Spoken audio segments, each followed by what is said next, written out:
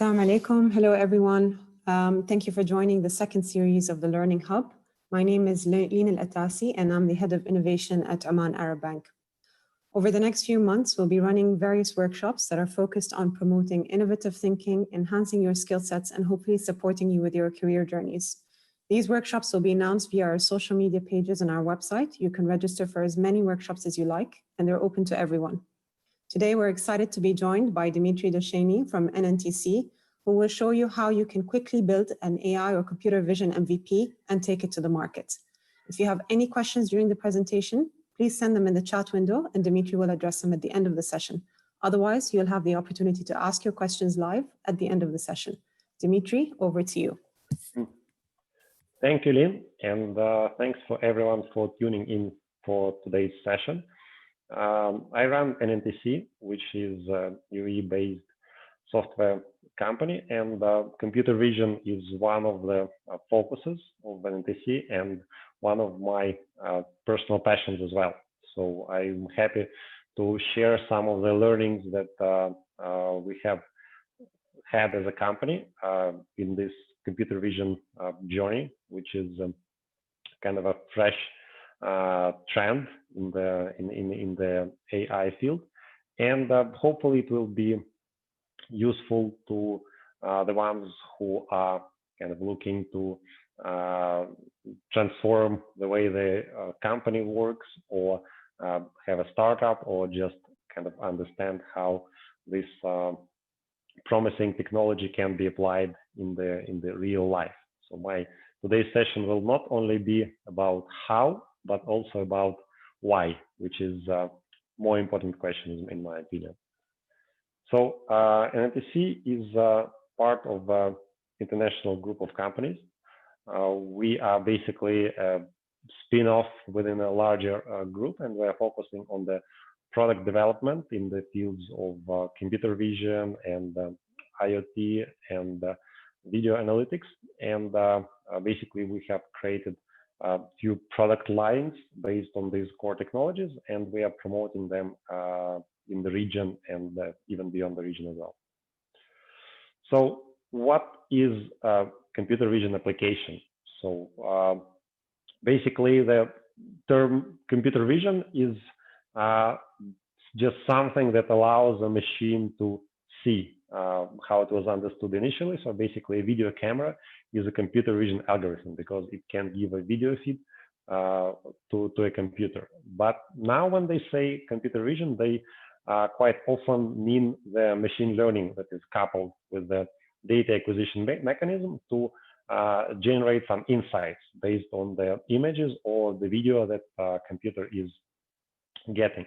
And of course, this kind of cannot exist without some user interface, some ready-made software that is basically solving a particular problem for the organization. Because certainly if something can be done, it doesn't mean that it should be done, and it doesn't mean that a sophisticated technology has to be applied to it.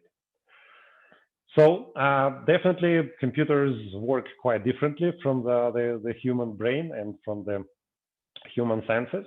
So computers see things differently than humans do. So we process immense amount of information without even noticing it. And the computer is basically trying to mimic the same steps that the baby has to go through when learning to identify the objects. Because of course we are not born with the wealth of knowledge about the world that we are living in.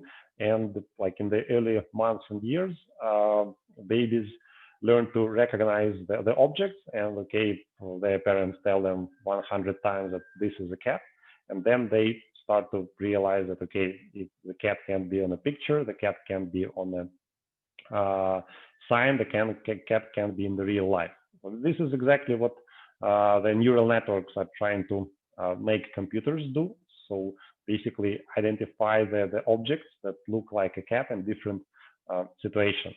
However, for a computer, I mean, a toddler dressed up as a cat or a mug that is a cat is also a cat in a way, let's say, with a certain probability, it can be considered a cat. So when we are kind of getting the insights from a computer vision, it's never a definitive answer, because the computer cannot kind of make a final judgment. It can only say that, okay, with 99.9% accuracy, I believe that I see this object. And always there is some verification that has to be built into the software to make sure that it's making sense. I will touch that a little bit later. So the market for the computer vision is growing quite rapidly. This started, I would say, 3-4 years back, maybe, just because the accuracy of the algorithms and the power of the hardware that is available for the processing of the images and videos, like when reached a tipping point. So things that were 70% accurate now are 98 to 99% accurate. So for most of the cases where computer vision can be applied, it's much more accurate than the human eye. Accuracy is not the only thing when you are creating a piece of software, which we'll also talk a bit later. But clearly the market is quite sizable. Even now it's over $10 billion globally, and it's growing to $33 billion in the next few years. And this is just for the core algorithms. But as we will learn, around those algorithms, multiple use cases, multiple apps can be created, which means that the kind of money that can be made on AI computer vision is higher than what we see. So what are the tasks? What can be done with the image recognition? Basically, the most popular one, I would say, is image classification. So when we are doing Google image search, we are doing exactly that. Then locating a particular object, identifying like a queue in the branch office, or identifying a license plate in the video stream from the CCTV camera. So this is something that AI is doing quite often as well. Then it is applied for image reconstruction. So really a much worse image can be enhanced using the computer vision. And a lot of that is happening in our phones every time that we are clicking the picture, because it's like a lot of processing and post-processing is happening in the background before the phone shows us the picture. It's doing part of the image reconstruction as well. And of course, in the videos, we talk about tracking of moving objects, which is quite important for the law enforcement use cases, for example, where we have to track a suspicious person as he travels around the city and identify the places where he could have visited in the past, or where he is actually at right now. So talking about the industries that can benefit from the image and video analytics, it's first is retail. The reason is that the cameras and the insights that can be derived from these cameras help the retailers know more about what is happening in the physical stores and know more about their customers. So when we are shopping online, the store knows a lot about us and understands end-to-end what is happening on the website, on the e-commerce platform. Whereas a physical store is a physical object, and things might be not in order on the shelves, in the cash area. And also it's hard to understand like who are the people who are coming to buy things from you. So unless they're a member of some loyalty program, you don't know anything about them except what they bought and how much they paid, right? So having the cameras look at what's happening inside the store can help to run the operations more efficiently. So there are quite a few things that can be done, for example, in a retail outlet, from the shelf recognition to understand if there are empty shelves and if the prices are aligned across the whole chain. to detecting the queues and alerting the management automatically if there are too many people in the store, preventing the shoplifting by creating watch lists of suspicious people, and the security can be notified when somebody who is suspected of shoplifting or maybe prosecuted for this crime enters the store, because I mean, probably he needs to be accompanied, not to have a temptation to do it again. And kind of understanding what is happening in the areas, how people are moving around, the heat maps, like what is happening in the loading and unloading area. So you can look at this as basically sensors that are placed in different areas in the form of video cameras that tell you what's going on, and if this is built into the software, advise you on what needs to be done, or just alert the human, and then kind of the manager intelligence is working to kind of make the decision about that.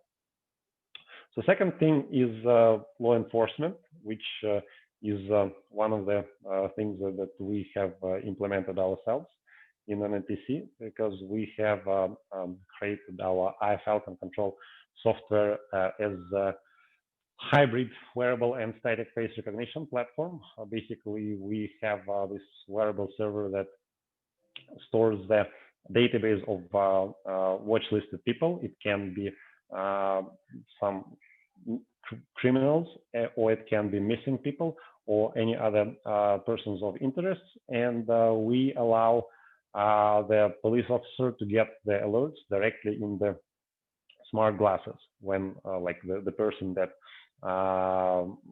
comes in front of him is matched to the database and recognized. So basically the camera of the smart glasses or the body cam, they detect this person and then send the alert once this person is matched with the database of faces. So this is how it looks in the real life. It has been used to secure the public events. So the person having this wearable kit, he just stands and basically screens the crowd in the areas where there is not enough coverage by the CCTV cameras. And of course, this can be done with the static use cases, with the static cameras, and this is done pretty much in all countries around the world in one way or another. So obviously, China is very advanced in the video analytics, in the face recognition for the law enforcement, but this is happening in the US, in Europe, and in the Middle East as well, of course. Second thing is like there is quite popular and been popular for many years is the number plate recognition. So it's like from opening the barriers to the parking lots to sending the speed violation and traffic violation fines. The idea is basically to detect a number plate in the video stream and then OCR it. And the kind of the challenge is that like there are a lot of types of number plates and they keep changing. So you have to constantly teach your system to recognize new types of license plates. But let's say the face recognition and the ANPR are quite developed areas of the video analytics and image analytics. When we talk about industry, also there is a vast potential for the computer vision, because similarly to retail, like you cannot have a physical premises, large port, warehouse, a manufacturing facility, refinery, fully digitalized, because it's a physical object and people are working with their hands there, and then there are a lot of machinery that needs to be controlled visually, and this is where the computer vision comes to aid. Here there is much less standardization, I would say, because in each industry there are specific areas, specific objects or cases that need to be tracked. And here, like in our personal experience, we do a lot of custom development, because it's kind of hard to do a computer vision implementation in the, I don't know, chemical industry, and then come to the car manufacturer and say, okay, look, let's just apply the same neural networks to what's happening in your premises, because like the all processes and how the facility look, everything is very different. So this is like one of the samples that we have created. This is a video analytics for vessels, for example. So the software detects the absence of protective equipment, like the life vest or the hard hat, and certain actions like a man falling overboard. They are also triggering an alert to the captain, because these are like this has been created for the service vessels, and the visibility of the crew is not that high, especially when there is active operation happening. And unfortunately, there were incidents and casualties in the past. And unfortunately, again, this is a big driver for the computer vision implementation in the industry, because of course, in every organization, there is industrial organization, there is health and safety. There are people whose only job is to make sure that things are happening in a safe way on their premises, and there is no downtime because of safety violation, and of course there are no injuries or casualties. And this is another sample of the action recognition. So this is something that can be seen on the oil rig, where the person is working in a close proximity to the crane that is putting these pipes. The idea is that he shouldn't be putting in the pipes while the crane is moving, because he can get stuck and he can be hurt very badly by this huge moving crane. And every time that the computer vision algorithm sees that the crane is moving and the person is moving in the same time, not like the crane stops and only then the pipes are loaded, it issues an alert, and the person himself can be notified through a loudspeaker, for example, or through some wearable device that he has. And of course, his supervisor and the HSE team is also notified to kind of make sure that things are done in the right way, not in the, let's say, most quick way or most efficient as per the understanding of this particular person, because it's common knowledge that the safety rules are written with blood, and they have to be respected. So another topic that I will not touch in that many details is medicine, because obviously image processing in the radiology and other medical use cases is booming, and it's, again, there are vast data that can be generated by the modern medical equipment. The wearable devices, the MRT scanners, X-ray machines, etc., and kind of scanning them with the human brain and human eyes can be quite time-consuming.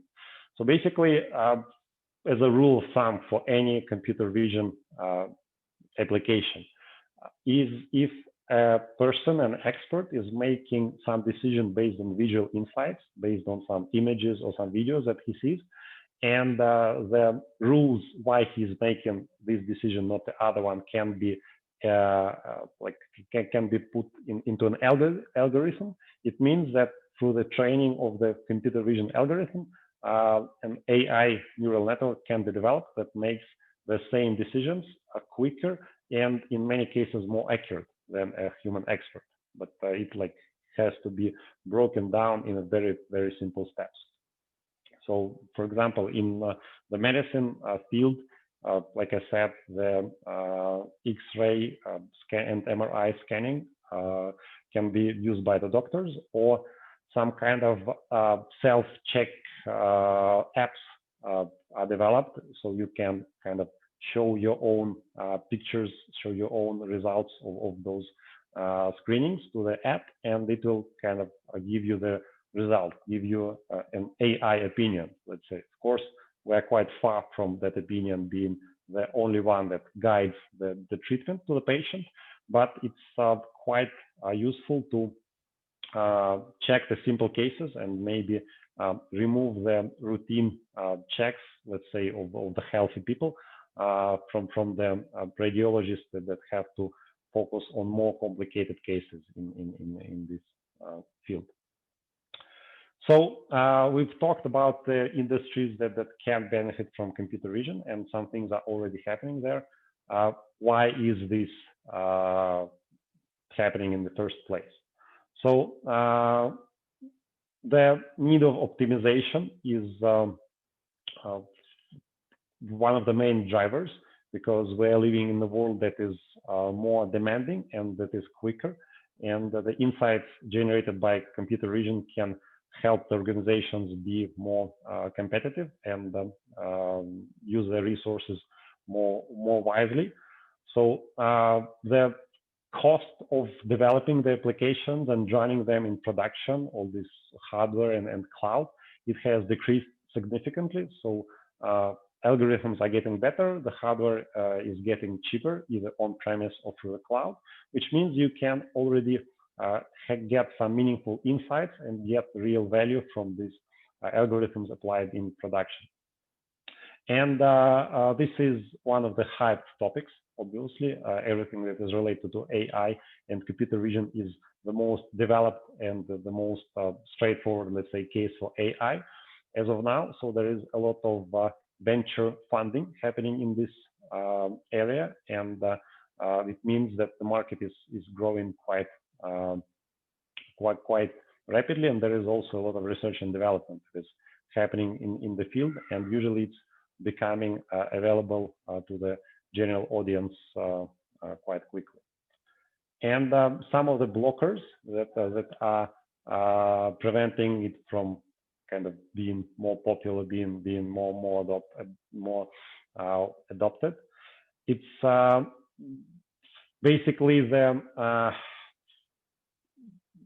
somewhat lack of understanding how to commercialize those algorithms and where it makes sense to go on this journey, which is still complicated and requires a lot of support in many cases while the project is running, because like what a lot of people still do not understand is that an AI application and computer vision application in particular is not a regular piece of software that, let's say, you install Microsoft Office and then it's yours, and you can install the updates, or you can stop installing the updates, but the kind of typing will be still there as the main feature and formatting.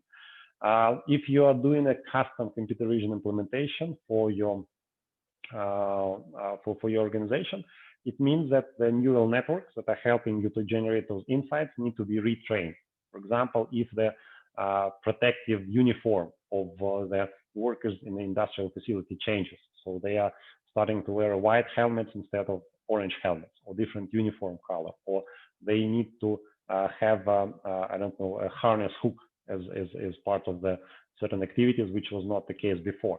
All this new information needs to be fed to the neural network, and it has to be enhanced in order to be better in generating those insights. And I mean, still the 5G is not fully implemented worldwide, so getting real-time insights is a bit tricky in many cases. Still, it's kind of it's happening. The communications costs are going down, and 5G is getting adopted. So I believe this is less and less important of a criteria. So coming to the, I would say, the most valuable part of the presentation. So some of the tips and some of the lessons that we have learned and that are kind of being discussed in the industry of how to build the efficient computer vision applications. So first advice is try not to create something that doesn't exist. Because if you Google and you see that, okay, there is no way to identify a black hole with a camera of a smartphone, and nobody is doing that, it probably means that it's not possible, or it's super complicated. Like I said, there is a lot of research happening in the field, and a lot of startups are trying to apply the computer vision to all kind of problems in the world. So if you see that there is some activity, some early traction happening, then it's much better to focus on this area rather than kind of doing the Google search and getting zero relevant results, which means that you will have to do a lot of maybe even scientific work, which most startups and most organizations definitely do not want to do. And let's say the good thing about the current state of the industry is that a lot of algorithms are available now off the shelf. If you want to build a computer vision application these days, it doesn't mean you have to be a data scientist. You need to have certain understanding of the data science, but in many cases, just to identify what is the best algorithm for your use case, have the testing methodology in place, and kind of go through some of the open source or some of the commercial algorithms that are available.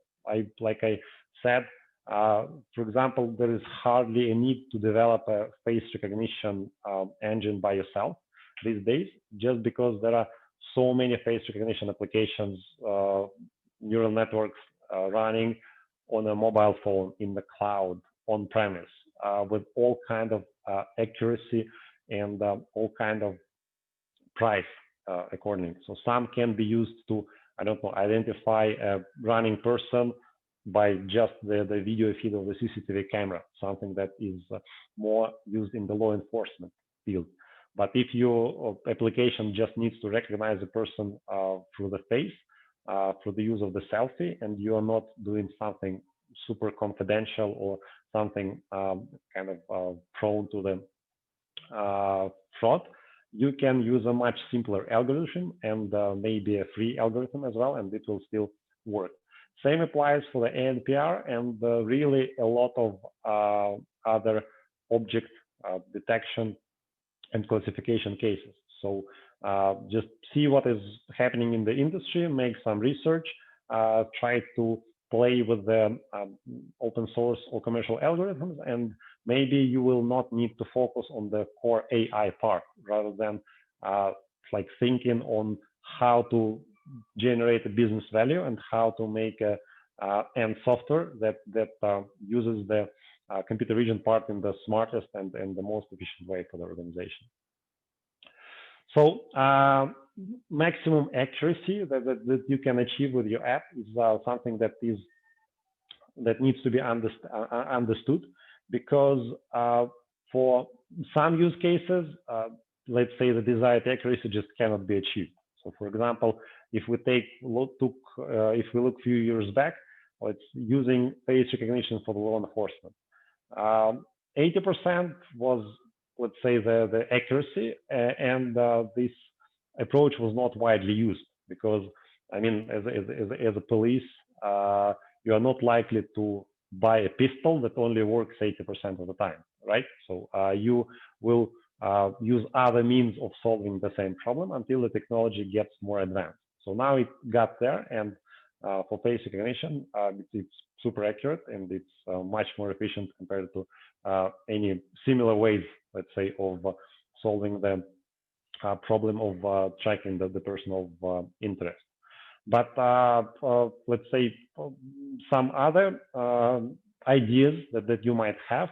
Okay, you want to, I don't know, identify people on the moving train by clicking a picture of the smartphone. So find the best face recognition algorithm, take some of those pictures and videos, and feed it to the algorithm. If it cannot do it, then it means that you have to think about another use case and make the task a little bit less challenging for the algorithm. Because first of all, if the image is not clear, if the video or picture is not clear, and the kind of person cannot understand what's going on in this picture or footage, in most cases, computer will not help too much as well, or the accuracy will not be very high. There are different examples, but let's say as a rule of thumb, if you kind of look at the image that you want to analyze with AI and you can't figure out what's going on there, AI will not be able to do it too.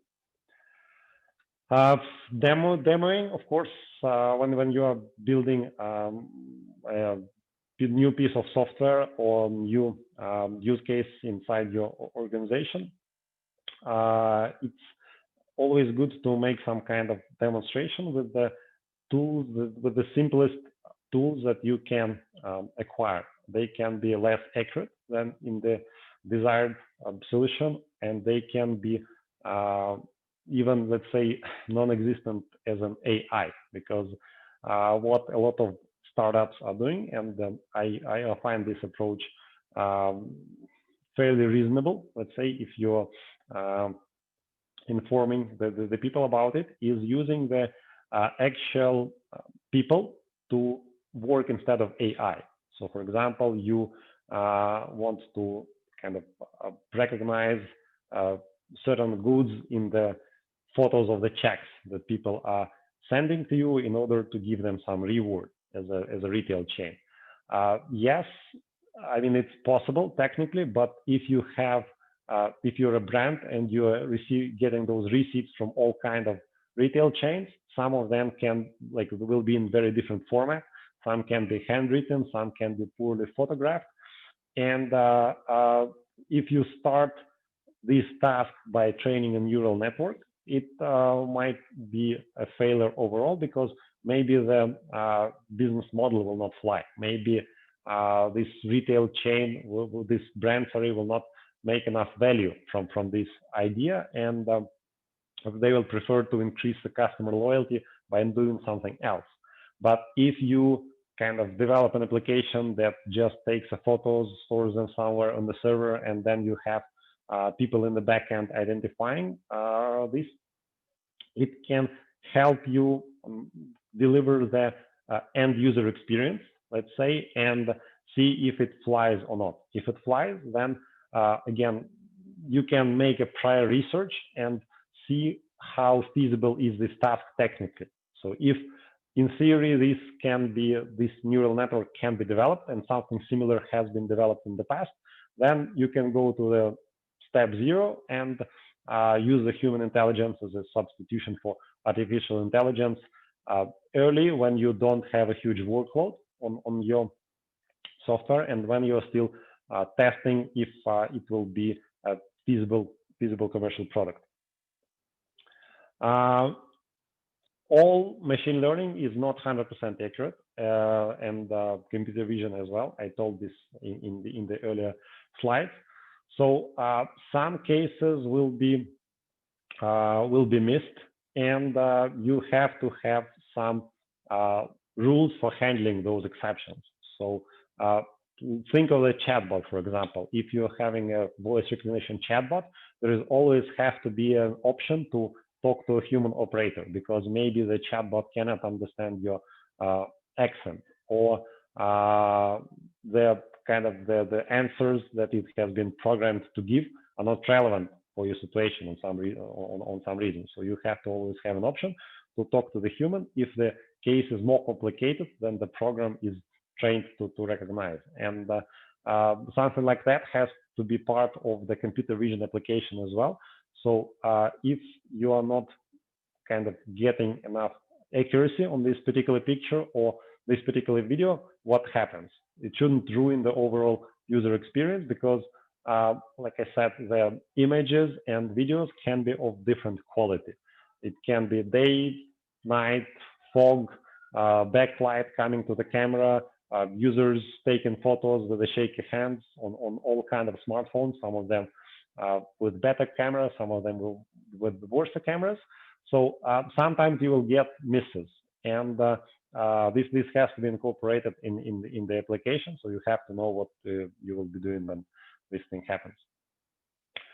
So this brings me to the end of my presentation. So the key takeaways are on the screen, and I don't want to repeat them because I have just set it out on the previous slide. So just take a look yourselves. And as maybe maybe some of you were expecting this session to be more technical, whereas I try to talk more about like why to develop computer vision application and what are the use cases and how to make a business and get some return on investment out of it. Of course, we have a much deeper, much more technical people in the team. And if you're looking for more applied knowledge, so, okay, how do I start with developing my computer vision application? How do I start learning Python for the data analytics and AI programming? Please drop me a note. You can find me easily on LinkedIn, and I will share some of the materials that our data scientists, our AI guys are using, and we'll be happy to talk every once in a while and help move the computer vision industry forward together. Thank you very much for listening, and I will be happy to continue the conversation and answer some of the questions that we have in the chat. Thank you, Dmitry, for a very comprehensive presentation. I'm very impressed by the use cases that you've provided across all industries. Thank you very much. I hope that was helpful for all our participants. We'll now open up the opportunity for participants to ask questions. If you have any questions, please just raise your hand or type them in the chat window at the bottom. In the meantime, while we receive participants' questions, Dmitry, perhaps I can ask you, in terms of the industries that you mentioned earlier and the use cases that you've covered, where do you see are the biggest opportunities for innovators who are looking to develop computer vision solutions in this region? I would say that they are retail in a wide understanding of this word, because banking and insurance use cases for computer vision are quite similar to the retail. It's the VAT customer recognition, it's the KYC identification, it's fraud prevention. So this is something that I would say on the easier side of the development, and the penetration in the retail outlets and similar organizations, including government, is not that high yet. I mean, all for the industries that I mentioned, they are present in the region. Of course, there is a huge industrial and petrochemical facilities that are striving to be the best in their field. I mean, the giants like Saudi Aramco and ADNOC, they're trying to be the number one, not in terms of the output only, but also in terms of doing things in the most efficient and the most green way, which brings a need for the optimization, and some of this optimization can be achieved through the computer vision. So I would give a general advice: look for the industries that are going through the changes, because if it's super stable, if there are no challenges, if the money just keeps flowing regardless of the market conditions, COVID, etc., then it's not likely that this customer or this organization will invest either in in-house team to do something smart and complicated, or pay for the solution that is doing the same for them. So yeah, somebody who is kind of going through the transformation, going through the market disruption, can benefit a lot from the AI and computer vision. Great, thank you. That's great advice. And obviously there'll be a lot more bought into implementing these solutions than other organizations are perhaps not as into digital transformation as some. There's a question in the chat window from Shabir. Does this application get integrated with any available hardware devices, or is the hardware packaged with the application? I'm not sure exactly what is referred to as the application, because I didn't talk about particular pieces of software a lot. So maybe Shabir can clarify what exactly he means here. But as in general, so how can AI be implemented? In most cases, it's implemented as a piece of software that runs on the commodity chips, either CPU or GPU. So it's basically buying the available hardware, the most cost-effective and the most powerful. I mean, the power that compute power that needs this use case, and installing the software that runs computer vision algorithms on your operating system of choice. In most cases, I mean, in many cases, I would say it's Linux, but it can be Windows as well. So basically, the complicated part of computer vision is mostly in the software. However, for some specific use cases, sometimes they make hardware chips that deliver certain AI, certain neural networks functionality on board. So if we're talking about like mobile devices, something that has to be very lightweight and consume less power, then the hardware manufacturers, they do put in the algorithms into the silicon every once in a while. But again, this is mostly done by the organization that have significant financial and technical resources for that, because definitely developing hardware and launching a hardware startup is much more complicated compared to doing just software. I hope that answers the question, and if not, dear Shabir, please clarify. Thank you, Dmitry. Shabir, if you'd like to add anything to your question, or if you'd like to follow it up, please raise your hand and we'd be happy to enable your mic. Okay, any other questions from our participants?